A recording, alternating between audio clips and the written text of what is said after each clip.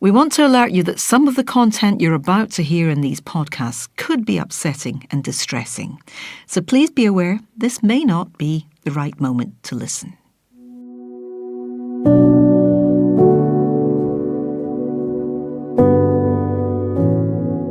In this edition of Child Protection Committee Scotland podcast, we're exploring the lasting effects of childhood abuse. Many adult survivors of abuse have spoken about the lifelong impact of being abused in childhood. Impacts which include trauma, mental, emotional and physical health problems, difficulties with trust and relationship building, becoming dependent on alcohol or drugs, behaving recklessly, or living in a state of hypervigilance, to mention just a few. To give us an insight into how trauma of childhood abuse can manifest itself in later life and what we can do to support victims and survivors of abuse better, we invited three very special guests to join us. And I started off by asking them to introduce themselves. So I'm Vicci Jeffries. I'm an adult survivor of childhood sexual abuse and I live with the effects of trauma. Next. I'm Giles Moffat. I'm also a survivor of childhood abuse and I'm a campaigner for child protection these days. And finally, and last but not least... My name's Lesley Anne Pratchett and I'm a psychotherapist. I work with an organisation called Break the Silence and we support adult survivors of abuse. Thank you all for coming in. It's great to be able to have a conversation and learn stuff and just give people a perspective that they wouldn't have if they didn't hear this kind of conversation. So this is going to be pretty hard-hitting. You guys know that more than me. I'm going to be learning a lot as well. So can I start with you, Vicci? You were a victim of sexual abuse. You are an abuse survivor. For many years, you suffered abuse. We don't want you to relive that here, but could you tell us a little bit about the kind of impact that that's had on you, and this is a big question, throughout your life? I think it's affected every aspect of my life. I think I went through a phase where I decided it wasn't going to affect me and you shut everything off and you try to live a normal life, but it's very surface and then everything implodes. I live most of my adult life in a state of hypervigilance, always watching over my shoulder because I grew up being told that I would always be found, I would always be got, that I should never tell anybody. And then once you start talking, then you have to become more aware of who's round about you and how you're going to be found and got. So every aspect of your life is tainted by this? Yeah, absolutely. Simple things like going to the supermarket is a really massive issue for me, which I struggle to do on my own at all, because you never know who's round the next corner. Supermarket is loads of corners, long things. It's where you bump into everybody you don't want to bump into anyway. But for me, it's not knowing who's round the next corner. Really, for me, that kind of mirrors my external life. Wherever I go, I don't know who I'm going to see or meet. That must be absolutely terrifying. And yet, you're sitting here, you're presenting as someone that looks absolutely as if, you have not a care. This is the problem, isn't it? That people don't see what's happened to you. You've not got a stookie on your arm. You're not on crutches. You've not got a wheelchair. Your impediments are inside your head and your impediments are in your thinking. I struggle to access logical thinking a lot of the time because of the messages I got as a child were so mixed up. So while I was developing emotionally, the messages that I was receiving were so mixed that I struggle now to regulate emotionally. So I struggle to access logical thinking. I struggle with day-to-day tasks. Giles, what about you? Does this all ring a bell with you too? Yes, absolutely. I mean, on the surface, we kind of look like okay people. And you are okay people. No, we know that. We know that. But I always say to people, I've been in this state of constant anxiety since September 1980, every day. And in fact, the only time I'm not anxious is when I'm asleep. That is your only respite. Do you dream about it? Yeah, I'm just do, wondering and I if did last night, actually, and it wasn't very pleasant. So, yeah, I do. But generally speaking, bed is a safe place. I've gradually over life removed myself from threats and people. I describe myself as a hermit extrovert, basically. I'm much more comfortable isolated out the way. And that's kind of affected my work life as well, where I've always been better at doing things on my own rather than with people. But you've had to strategize to survive, basically. I don't even know that I did strategize to survive, no.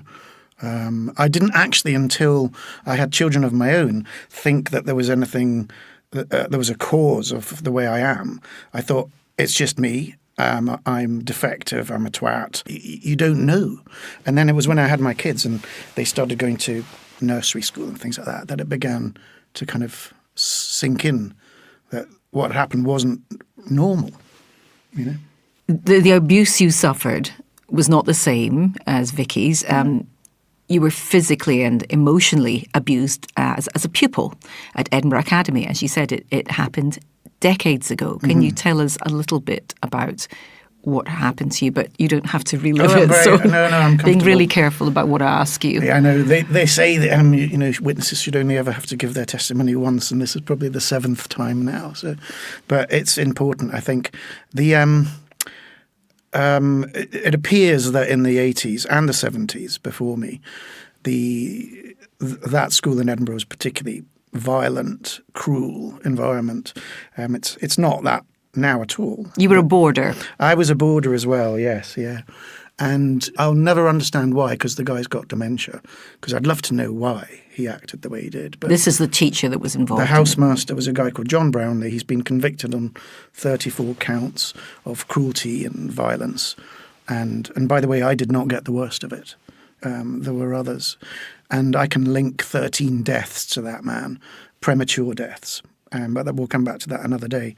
And he was just a psychopath and a sadist and reigned with fear, you know.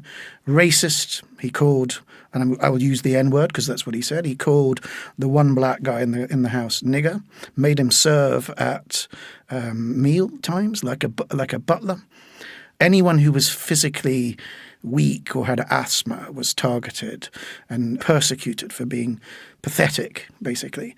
And we were all kind of just beaten gratuitously and randomly for nothing, for just looking at him the wrong way or not laughing at his jokes. And this was a guy who was paid to look after us. And this could happen at any time of the day. I mean, he would basically come into the dorm and sabotage your sleep. Oh, he would come in at night, yes, and drag you out at random. I mean, I do not joke when I say it was like a concentration camp. You know, I'm not being disrespectful to people who've gone through that. It really felt like that. And we were in utter fear for years.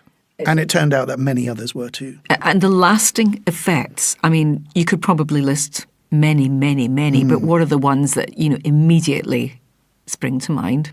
Well, the hypervigilance, that's one. People laugh because I've got 6 cameras around my house. And, you know, I was looking into building a watchtower just to kind of keep people away.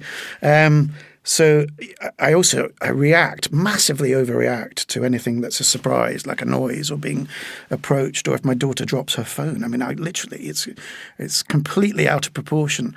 And this is why I'm angry about child abuse, because people think, oh, we can just stop the abuse. It's not the abuse that's the problem. It's the impact of the abuse over time. That's the problem. I can get over being beaten up. You can forget physical things to an extent.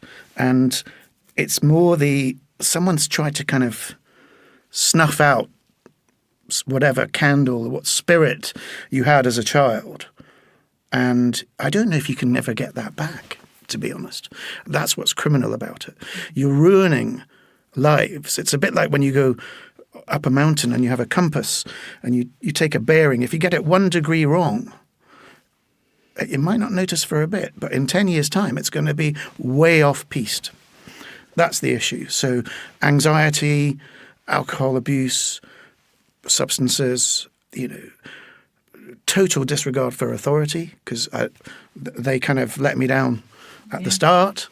And I'm afraid also, I mean, it's the thing I have to try and get over now is my views of my parents, to be honest. That's probably the next task. Yeah, gosh, there's so much there to deal with. There's tons. And like you, it's the sort of, you do think you're worthless, basically, because you were just used and abused.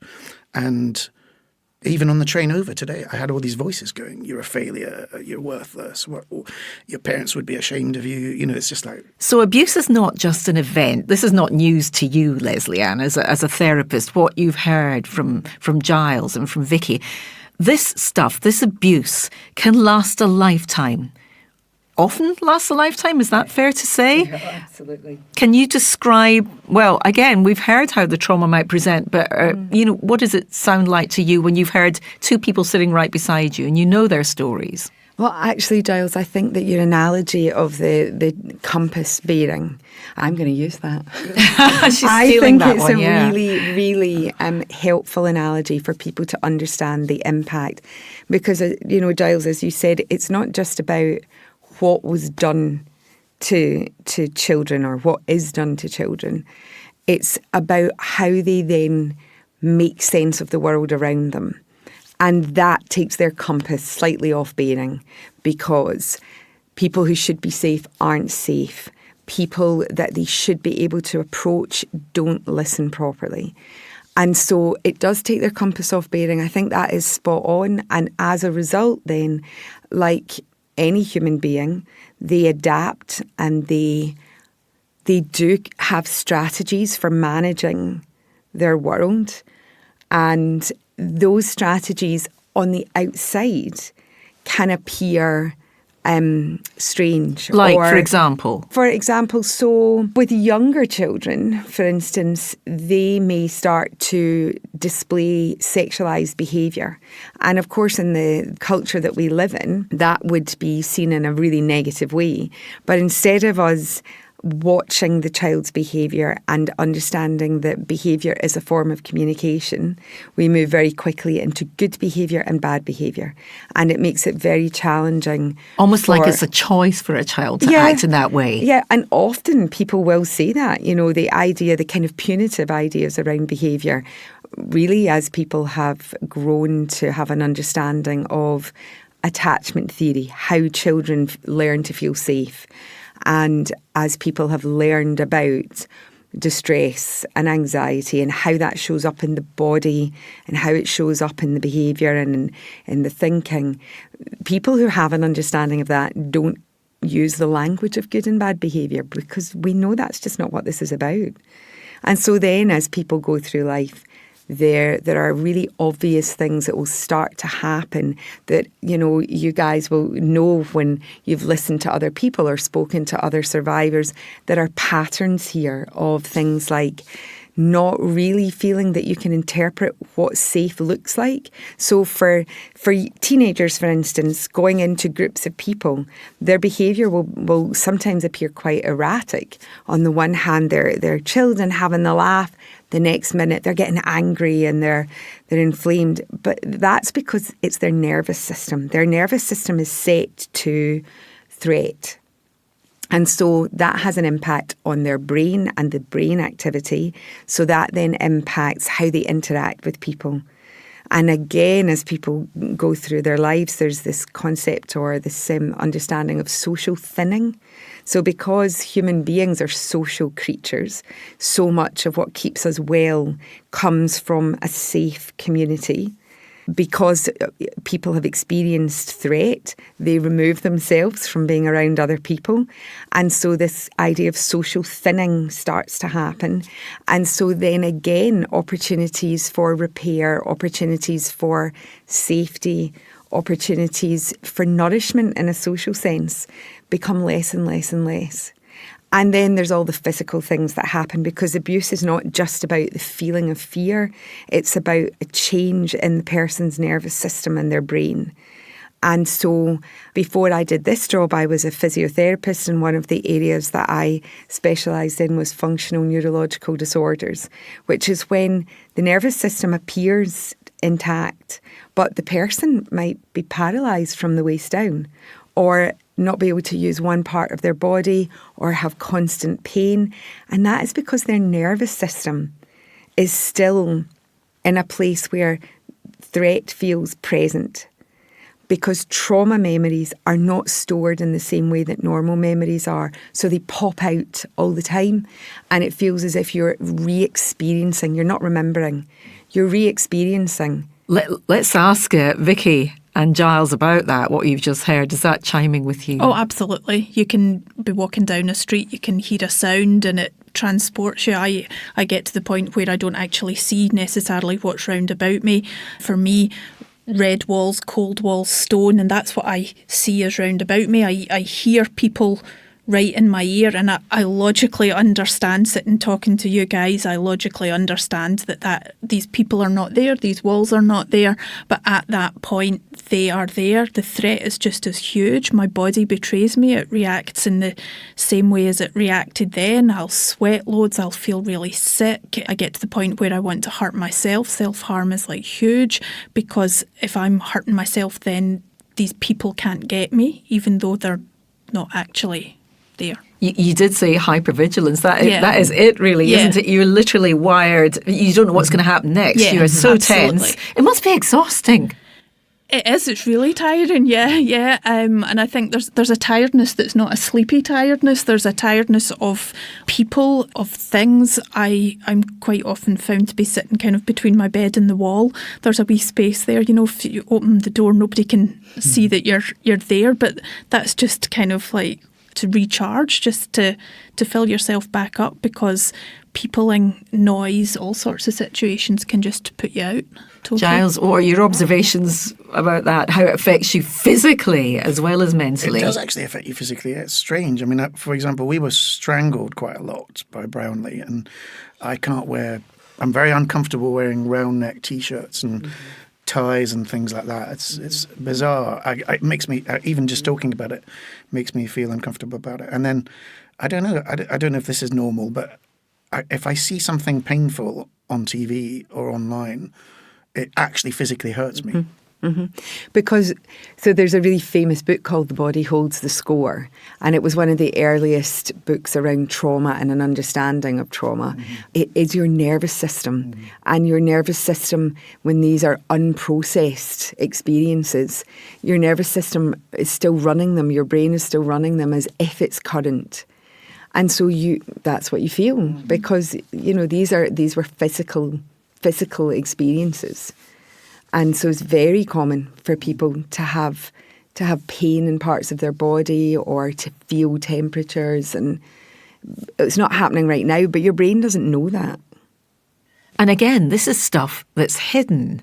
Yeah. So you can present as being perfectly fine, but all this stuff is going on in your head and your body. And I'm just wondering about the people that support you, the people that you live with. Can they even get a handle on what is going on, Vicci? I live with my husband and two teenagers. Oh gosh, that's stressful enough, isn't it? Yeah. And I think just as we've kind of grown together as a family, my kind of little oddities and strange behaviours have kind of become a wee bit of a running joke, and that's allowed us to kind of be there for each other through that. Are you cool about that? You don't? Or absolutely. No, absolutely. I think it has to be. I don't want to live in a household where things can't be spoken about. So bringing it up with a bit of humour, even when things are difficult for me. If the kids need to talk about things, my youngest teenager will quite often say, "Oh, Mum, which of you is it today?" You know, which is, before he starts a sentence. So.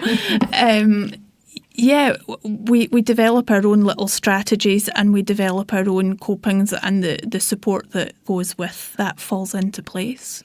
There's a guilt that comes along with that as well, though, because you're bringing up children and you're living with a partner on a slightly unbalanced scale at times. At times your life can be perfectly normal, if there's ever a normal, that word. And at other times, for me, certainly, life can be a bit unbalanced, and I need more care, more support. And so there's a guilt that goes along with that. Is that the same for you as well, Giles? Yeah, I think so too. You kind of, sometimes you dominate the family too much. I've always said, well, not always, in the years where I started to understand what had happened, was it's not our fault what happened, but we do have a responsibility to try and not pass that trauma on to others. People who aren't self-aware enough do pass trauma on to others. And, you know, there's lots of men who are successful in business, or even women as well, and who are a car crash in the home and in the family. And that's the way they express their trauma. They sort of take it out on other people. It's not conscious. It's not deliberate. I mean, I'm lucky in that my wife came from a dysfunctional family background, so she was well trained to accommodate me. Basically. Does it need a special kind of person to live with you because you've come through this, or just somebody that will listen and understand, someone empathetic? I think a different level of tolerance is required, and a calmness, definitely. And the ability to kind of step back and let you have your moment and then to come back together again afterwards. Yeah, definitely. That thing, Lesley Anne, about guilt. I mean, gosh, as if you're not carrying enough cargo with all the stuff that's happened to you physically, mentally, you're then worrying about the effect it has as it ripples out to the people that are closest to you. Mm-hmm. How do you deal with that at the same time as dealing with a horrible trauma? I don't know how you guys deal with that, but I suppose in the therapy room, I suppose what we would do a lot of is trying to give people an understanding of what's happening. So I like your idea of what happened to us isn't our fault, but it has become my problem.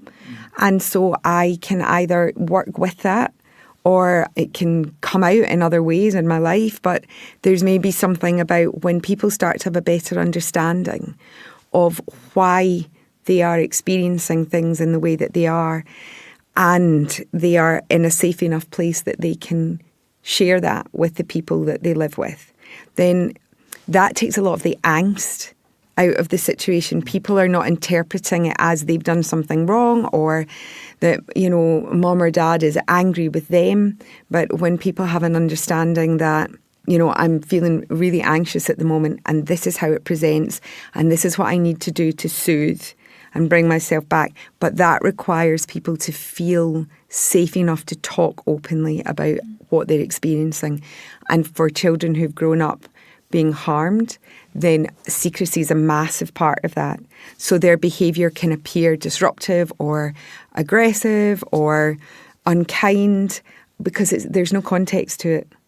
But when the context is there, when somebody says, look, I'm feeling really overwhelmed and I'm really struggling right now, I need to just go and sit down in another room for 5 minutes, that is very different to, oh my God, would you all stop? So when people feel that they have the right to say, this is too much, I just need to sit down, that changes a lot of the dynamics in the family.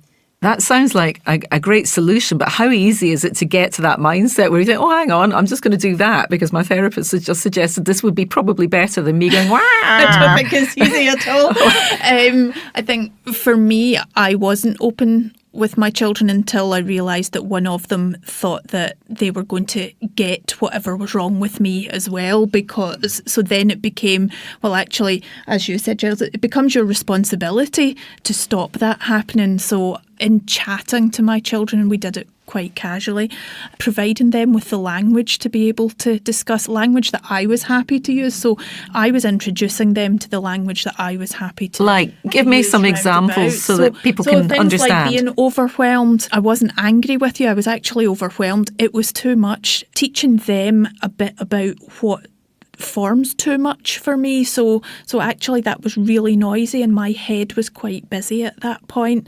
Language like that in my house is used quite a lot. What about you, Giles? I suppose one of the ways that it affects our dynamic is, first of all, my daughters are teenagers, so we never see them anyway. They're always doing other things somewhere else. But I was quite relieved a few years ago when I got a diagnosis, whereas for years I've kind of resisted the idea of that was anything wrong or I wouldn't take medication.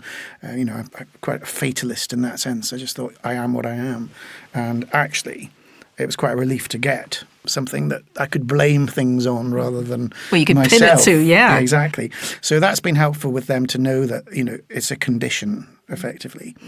I suppose the downside is one of the things I can't do is hear other people being unhappy, because it starts to really affect me, basically. I take on their pain. And so thankfully my wife's very good at the sort of coaching of the girls and steering them through life. Gosh, that must be very painful because bad stuff happens every day, and worrying stuff. I'm just thinking that sounds again exhausting. How do you deal with that, and how does it sort of manifest when do you physically feel someone's pain, or is it just a feeling? Pain or stress, everything. Yeah. My father-in-law, anyone with problems, they feel like my own problems. It's really weird. Is that normal? I don't know. Is that what super empathizer or whatever? What is that? So I read something, someone told me about the 5 C's of negative thinking. And it sounds pretty damn ruthless, quite frankly, but it's don't commiserate. Okay, fine. Don't criticize. There's these 5 C's basically, which basically say don't care about other people's problems. And that's the way to avoid negative thinking. But it sounds like it's more than just thoughts for you. Like, this is about experiences and how you are making sense of what you're hearing and seeing around you. And I suppose one of the really common experiences for people who've been harmed as children is around boundaries. It's about understanding where I stop and someone else starts. I don't know that I've ever worked with anybody where that's not the case. And so then that can show up in lots of different ways in their lives. It can be around people finding themselves in relationships that are actually really harmful for them because they're giving all the time. They're only able to respond to other people. They can't really work out what they need, and they definitely can't work out how to get what they need. And we've just run a course in our organisation recently, and one of the things that we were exploring with people was what they call flows of compassion from compassion-focused therapy. And one of the things that was clear was that most of the people who took part in that course, when they scored, we use different ways to score things, and when they scored their ability to demonstrate compassion towards others, that was pretty high. They were really low scores for generating compassion for themselves, and often quite low scores at being able to receive compassion.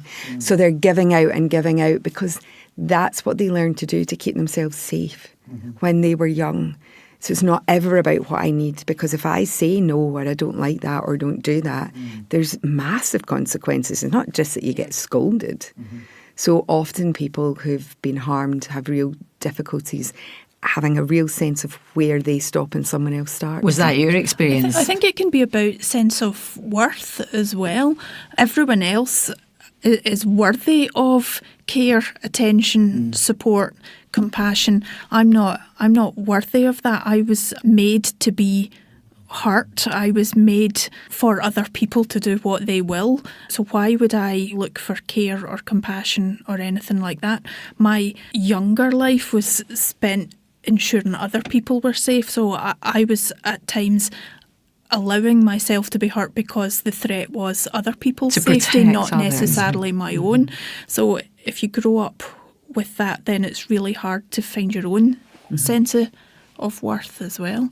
And I don't think it always matters who's round about you now and what the messages you're getting now, because the messages that you've had while you were growing are what sticks. They're stamped on your psyche, aren't they? And for you, Giles, that must be stuff that you probably concur with, but the whole thing about how survivors sometimes talk about not feeling worthy, but also reckless behaviour sometimes, not caring if they die. Yeah. Has this been something that you've come up against? I still don't. I mean, that's the upside of it. I'm not worried about cancer or anything like that. I'm not scared of death. So that's probably one bonus. I detect from quite a lot of the guys that I've met over the last few years that there's a pattern, which is that people put themselves in risky positions. They deliberately seek out danger. Physically dangerous or mentally dangerous? Joining the military, going to war zones. And I don't know whether that's because, one guy I know in Indiana, he says it's because he doesn't give a damn whether he lives or dies. And he was willing to take the risk. You were talking about needs and compassion for yourself. I still don't understand those concepts. Someone recently was talking to me. I was on a documentary that we're making about looking after the inner child. And I'm like, what is this inner child? I haven't got a clue who you're talking about. And it's kind of gone, And in terms of needs, yes, you're absolutely right. Boundaries. I'm pretty convinced that people like me are exploited in the workplace and exploited often in relationships with friends. You know, we talk about people who are givers and takers, and we're just like givers. And too embarrassed to ask for anything, you know. We won't ask for help. We won't ask for help in situations from friends. You're on your own, you know. Would you like that to change? Do you think you can change that and give yourself some compassion? Because that seems to be something that's so Do you know what? essential. I'm not bothered. That's the sad thing, isn't it? I don't care. I think as well, part of the consequences, we're back to this kind of nervous system and brain stuff. And your picture from the start about the compass going off bearing is that things that might otherwise, for somebody who's not had those experiences, feel comforting, it can trigger your threat system for somebody who's had the experiences that you guys have had. So people attempting to come into your space to offer support, it doesn't feel like support. It feels like you're intruding, and that sets your threat system off, and that then impacts how you think about what's going on around you. So it doesn't feel soothing. So you're going to move away from it. I think it often feels like people are taking control away as well. Yes. For me, control's huge. Yeah.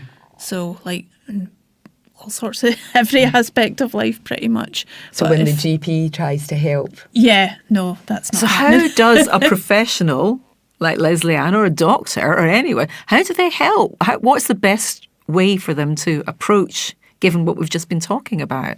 I think that recognising that we understand, although we maybe don't understand ourselves, we understand ourselves better and we understand the effects.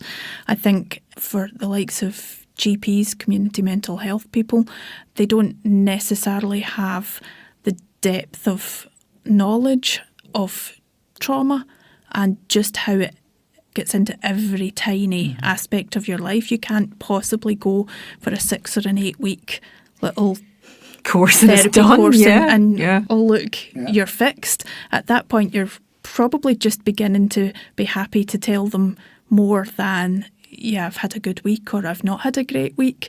Trust is a huge issue, and you need time to build and develop relationships with people, and the system's not built for that at all. That's the problem, isn't it, Lesley Anne? Because, you get a finite amount of time with somebody and then that's that. And, tick box, that's done. I'm not saying that to criticise. It's about resource. It's about just what happens on a daily basis. it is, but I do think it is driven by a lack of understanding. So I had a really great experience recently when I was meeting with a team from our local health authority of obstetrics and gynecology team and midwives. And one of the things that they were reflecting on at the end of the training session was, when you look at the stats and you look at the number of women who come through our services, and they were also talking about this for the urology service for men, if you look at the stats and you see actually how common this is, if we just flipped to the model and assumed that there was the potential that every woman who's coming into this obstetrics and gynecology service has had some experience of sexual trauma, then a lot of the harmful experiences wouldn't happen, and the environment would be such that if that was the starting off point, if we just assume that, then the conversations, the freedom for people to say things have happened to me and, this could be really difficult, then that can make a big difference. Would that make a difference, Vicci? Yeah, definitely. When I had my first child, I totally dissociated during the experience. I was asking questions I wasn't getting answers to. Explain what dissociation is for you. So I actually gave birth, and my mind was actually up above watching down, so I saw everything that happened. I felt like I had no control over my body. I certainly didn't feel like I had any control over the conversation. Some of the things that I said were absolutely horrendous, and I was watching myself thinking, oh gosh, this is awful. It wasn't the simplest, it wasn't the most complicated, but it wasn't the simplest of births. But the physical act of people touching me being unaware of what was happening, not not knowledgeable enough that I was welcome to ask questions about what people were doing to me. As far as I was concerned, strangers were coming in and out of a room, poking about at you and giving you instructions. So for me, it was a total loss of control over everything, and I end up in a kind of floating state watching what's happening with no That sounds control. absolutely horrendous and traumatic. Do you replay that in your mind a lot, or is that something that Yes. is in the past? You can put it in the past. No, you can never put it in the past. Well, hopefully at some point it's a lot calmer now. I can think about it, I can talk about it, and I'm not floating away. For quite a long time I would have been floating away as I was kind of talking about it, but I can talk about it now. I've luckily got a very patient husband who we've gone over and over that birth time and time again, so that I can understand more of what was actually happening in the room. You've shared so much today, Giles and Vicci in particular, with your own lived experience, and I'm just thinking this is a hard question to ask, and I'll ask you afterwards as well, Lesley Anne. To what extent, having heard that and the lifelong ramifications of what's happened to these guys, can you ever be said to fully recover, Giles? Someone once said you can't unscramble an omelette. I know it's a bit of a weird metaphor, but I don't know. I'm not... honest answer from me, no, I don't think you can. And that's why it's criminal. It's, you get one shot at life, and I think it's too much to untangle, fundamentally. You can pretend on the surface and you can function normally, but someone somewhere has extinguished your soul, I suppose, to an extent. Vicci? I think for me, for years, I looked to recover, to be fixed. I saw myself as fundamentally broken, looking to be put back together with no cracks showing, and life would go on and I would be a normal person. Now, I don't think I'm looking to recover. I think I'm looking to learn to live with my mind the way it is, be able to change what I can change, and find strategies to be able to live in a reasonable manner, in a functional manner. But also to thrive and have joy in your life. To have some future, and to have some things to look forward to be able to embrace a future with my family, absolutely, is what I'm looking for. But I don't think I'm looking for those cracks to disappear anymore. Lesley Anne, nodding along. Yeah, I just think it's a really lovely analogy, and I think there's this idea that I have said this to clients often, there is actually nothing wrong with you. You have responded exactly as any child or adult should who's experienced what you've experienced. So it's not about regrowing a nervous system or a brain and making it as if it's just been born. There is nothing wrong with you, but things have been done to you that are wrong, and that has changed things. In the same way as you can't unbreak a leg, you can't reset a nervous system and a brain completely, but you can find ways and strategies that allow you to feel safe again. And then from there, that sense of safeness is then what allows you to live your life in the way that you would choose to live it. Can I ask a difficult one now about that sense of safeness and how things can just get disrupted, or triggering thoughts or triggering things maybe in the news? And there was a recent news case where there was a sex abuse gang in the west of Scotland, and they were given heavy jail sentences. And because I knew I was coming to talk to you guys today, I was thinking, how does that feel when you hear about an abuse-related case in the media? Does that set you back, or do you try to avoid it? What is the strategy, and what are the feelings? And I don't know who wants to start with that. I think for me, it depends where I am with my own mental health story, whether I follow these stories or whether I totally avoid them when I'm able to follow them. I think probably look at them slightly differently from other people. Yeah, absolutely. Thank goodness that these people get the sentences that they get. Wish they were longer. I'm not convinced that there are really heavy sentences for the crimes. But for me, I find my brain goes more to thinking about the amount of people that have let down the victims, the amount of opportunities that have been missed in a child's life to help them to ask them questions, to listen beyond the words of the answers, to look for the signs. That's where I'm going. How many people are seeing something and having no response to it? Well, let's turn now to how do we make all this a bit better, because it can never be perfect, any system. But, do you think, for example, even the first instance, Lesley Anne, we've got better at spotting the signs of abuse in society at large? Do you think we're more attuned to it? We can recognise there might be a problem with that child, that adult, whatever. I think that people are trying, but I think that it's still very early days. We still have this, for instance, you used the word binary earlier around things being good or bad. And so because when it's harm to children, people are groomed, people are manipulated and coerced. And it's not just the children, it's the abusers. The case that happened where they were sentenced recently, one of my reflections on that was that in some ways it's not, the images that were used were very specific.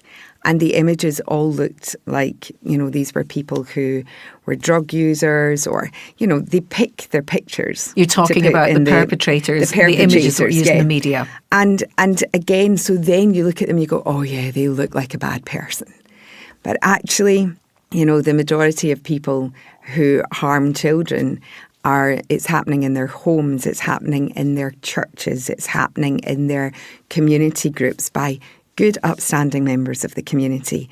And so while I think that people are perhaps, teachers and social workers are perhaps getting better at understanding what's the behaviour trying to tell me, I think that the stumbling block still is, but not in my town.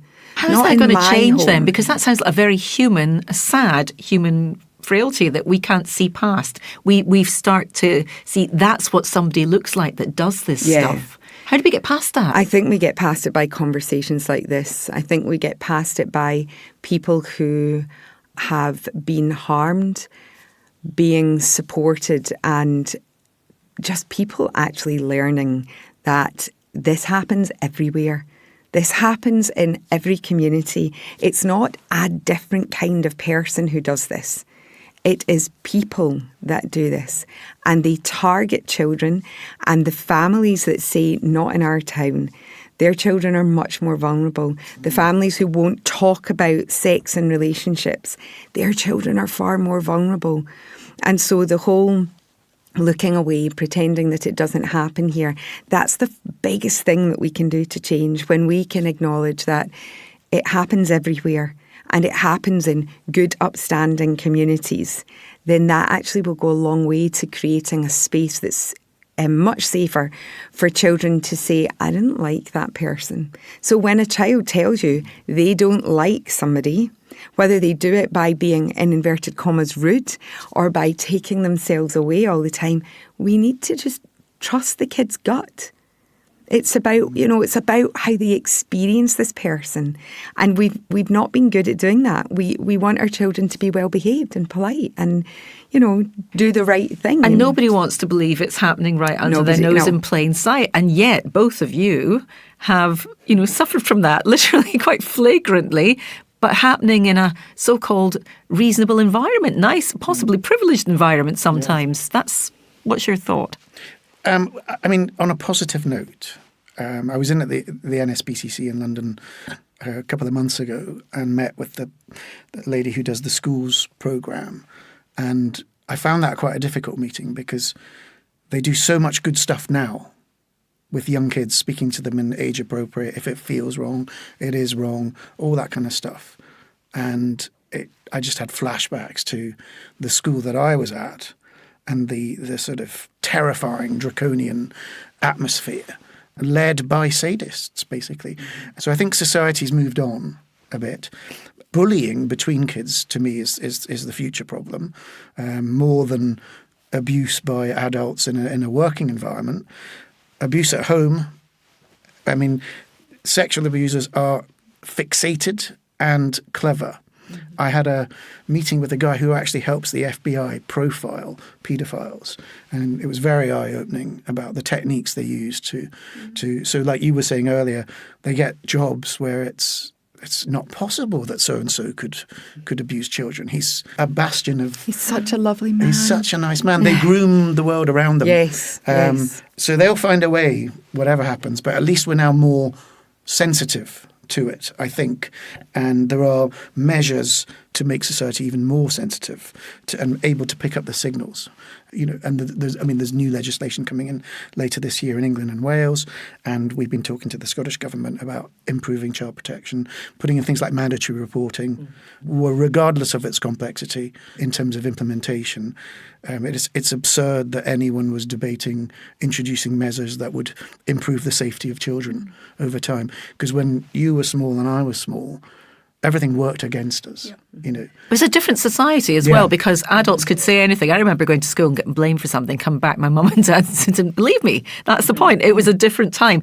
Is it better now? I mean, you're saying yes, there is cause for hope there, Giles. Do you think it's better now that people are more prone to seeing the other side and saying, do you know what, that child might actually be right, that person? I hope it's better. I think there's a lot more open discussion about things. I think people notice a lot more, know a lot more what to look for, but it's whether they're going further than gossiping at the school gate and discussing over their coffee and cakes. Are people willing to go further than that and actually do something to help to stop it or not? I'm not 100% convinced that they are yet. I think there's probably a fear that the anonymity that they say that reporting will give is not necessarily as anonymous, so there's fear of repercussions, things like that.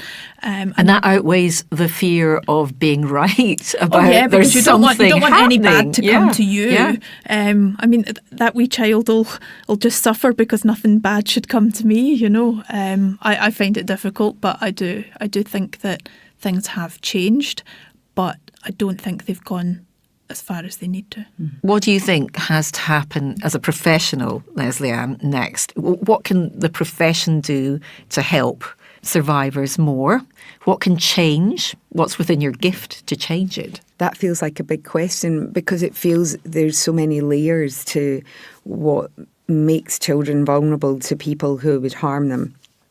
Part of it is definitely about conversations in different environments. So conversations with the medics. I was asked to do a presentation for a safeguarding organisation within the Catholic Church recently, and just having very direct conversations, just talking about things as they actually are and helping people to understand that wherever there's a power dynamic, so it can be external things like teachers and children, it can be parents, it can be older siblings, it can be extended family. Wherever there's a power dynamic, there's the opportunity for harm. And just helping people to understand that fundamentally that's the risk. Power dynamics are everywhere. They have to be. I'm not saying that there's anything fundamentally wrong in them, but there is the risk of harm when there is a power dynamic. And if we can just be honest about that, then that can help us to open things out. And how does that candour, those conversations go down? Are people receptive to it now? Or do you think they're just paying lip service to say, yeah, we're over that. We've got that. We understand. So when I did the presentation for the Catholic Church recently, it was the Scottish conference. And I was delayed starting the next one because of the number of people that came up. And I had clergy and religious and lay people there, not all of them from the UK even, just genuinely coming up and saying, I'd like to learn more about this. See this thing that you put up, where can I learn more about that? So there's a shock. There was definitely, both times I ran the presentation, there was real shock in the room and discomfort and disbelief on some level. But then people were genuinely like, oh, okay. Especially when they can see the context, where they don't just see it as the big bad guy in the corner or the really badly behaved person, but actually when you can see the context and the culture behind it. and how that can then make people vulnerable. So how do we talk about that? Because where we're not talking about child abuse, we're not talking about domestic violence, we're not talking about bullying. You know, it's all part of that picture of power dynamics and control. And being able to have these really candid conversations, we have to be able to just get used to being uncomfortable, because the people who've gone through what they've gone through, they were way more uncomfortable than me taking a deep breath and thinking, oh, people are not going to be happy here. And actually, that's not really been my experience. Well, let me turn to you first, Vicci, and then to you, Giles, and say what needs to happen for us all, not just therapists, but for society, to support abuse survivors better. People to listen and to hear and to accept that as a survivor you might be ready to give a little of yourself and have some support with that, and then you might need space, and then it might be later on till you're willing to give more. You don't need to give your whole story in order to have help and to have people to care, for people to listen to what you do and how you behave as well as what you say. Giles. Talk to other survivors, and then you find out for the first time in your life that it's not just you. We're carbon copies of each other in many ways, and although look very different on the surface, there are a lot of people bandy around the phrase trauma informed, and they kind of sort of rubber stamp their paperwork with that, and it's a bit like saying we're eco-friendly. I've met very few people who are genuinely trauma informed, as in understand the lifelong impact, that it's not just about a beating that took place or a sexual assault back in the 1980s or the 1990s. It's actually about the damage done to the person over time.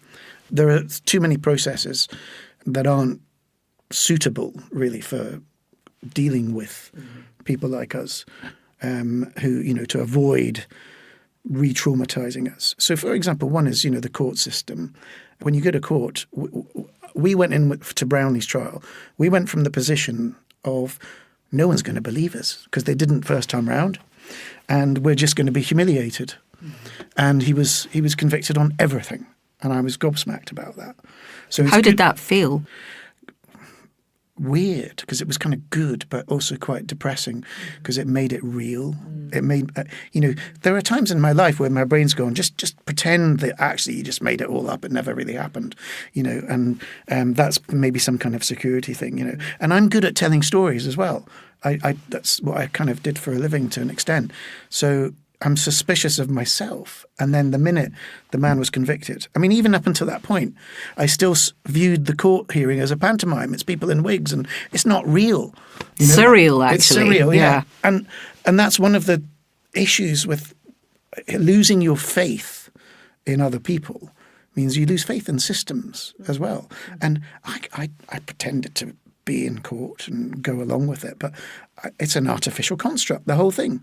So I think things gradually will improve in terms of how they deal with people like us.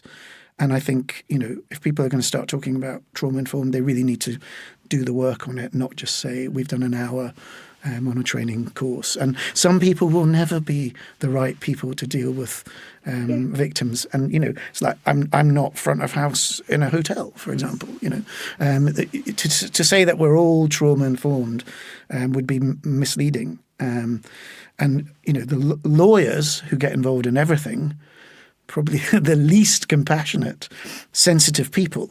And I've met one who actually gets it because he was abused when he was a child. We're a different species, I think. Is that the point? And I was wanting to stop there, but now you've made me think about something.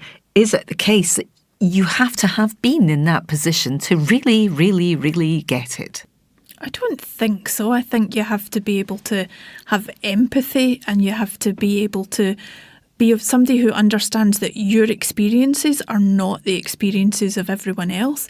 You need to be able to look below the surface, and you need to be able to listen. It's something I'll just never get away from. Listen, look and listen, I don't think you have to have been there. I have been looking and listening to you three, and it's been absolutely fascinating, and I'm so grateful that you shared some really painful stuff today and be very, very candid, and I've learned a lot. I hope this is helpful to other people, but thank you to you all, to Vicci, to Giles, to Lesley Anne. Great to have you here today. Thank you very Thank you very much. much.